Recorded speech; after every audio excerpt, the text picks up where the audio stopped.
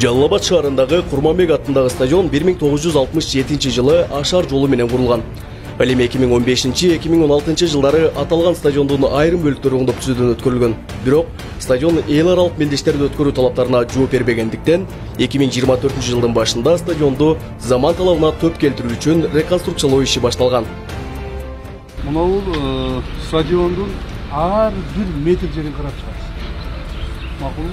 Ар бир метр жерин карап чыгабыз. Азырение кыласың, оңдогонун оңдойсуңар, бузганын бузасыңар, турганын кайрадан турасыңар. Стадион ушу Жалал Абад шаарындагы эң сүйүктүү, эң таза, эң мындай ыңгайлуу жаштардын сүйгөн жери болуш. Ошентип Кыргызстандын тарыхында алгачкы рет Жалал Абад шаарында гибриддик футбол талаасы курулду. Тагыраагы стадион мурдагы калыбынан 100% өзгөртүлүп, сугаруу системасы, жарыктандыруусу, көрүүчүлөр отурган отуруштардын 65% жана VIP залы толугу менен жаңыланды. Ошондой эле спортчулардын кийинүүчү, жуунуучу жайлары, эс алуучу бөлмөлөрү, машыктыруучулардын бөлмөлөрү да толугу менен жаңыртылып, 50 чарчы метрди түзгөн чоң экран орнотулду.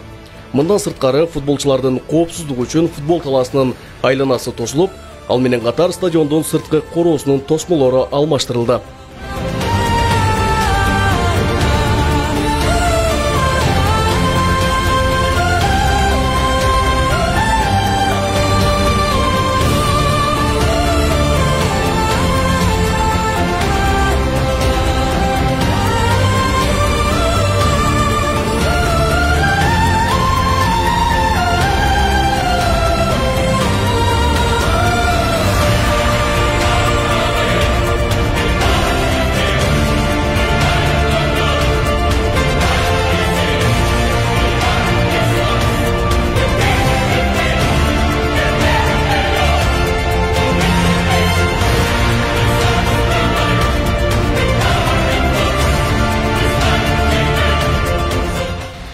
Заборду аласыңар, мынау паркты да кайтарасыңар, полностью. Мынау жерлерди полностью кайтарасыңар, мынау заборду аласыңар, бул жерден мынау заборду алып туруп, ошол жакта мындай заборду курабыз. Макулбу? Бүт мамлекетке кайтарасыңар.